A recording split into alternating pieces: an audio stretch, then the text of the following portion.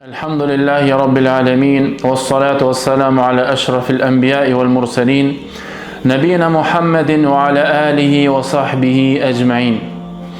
Dikush mund të bëj një pyetje, a ka vend për mua në xhami?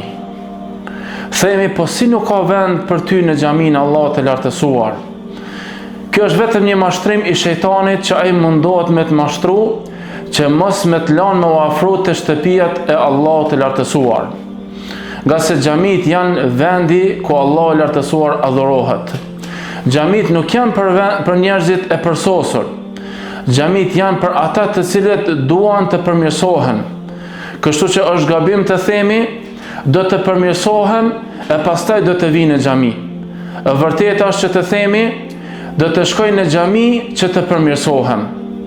Sado që të kesh bërë mëkate, edhe nëse ato arrin kupen e qiellit, Allah lartësuar në surën Az-Zumar ka thënë: "Qul ya ibadiy alladhina asrafu ala anfusihim la taqnatu min rahmatillah inna Allaha yaghfiru adh-dhunuba jami'a innahu huwal ghafurur rahim."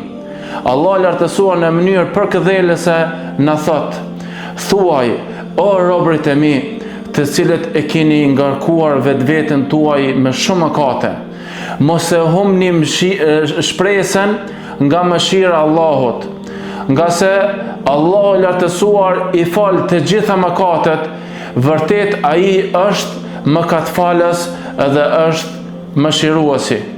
Mirë po kujtoje që pas këtij ajeti kuranor nuk të ka lënë të mbështetesh vetëm në mëshirën e tij edhe të thuash, pasi që Allah i lartësuar po i fal ka të gjitha mëkatet, po qëndroj në mëshirën e tij.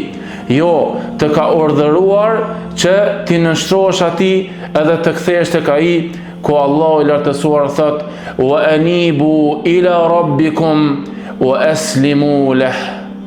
Dhe kthehuni tek Allahu i lartësuar, te Zoti juaj, dhe nënshtrojuni atij. Kështu që pas kësaj ne të thrasim të kthehesh tek shtëpitë e Allahut të xhamit, edhe të fillosh të përmirësohesh në xhamitë e Allahut. Wa sallallahu ala nabina Muhammad wa ala alihi wa sahbihi ajma'in.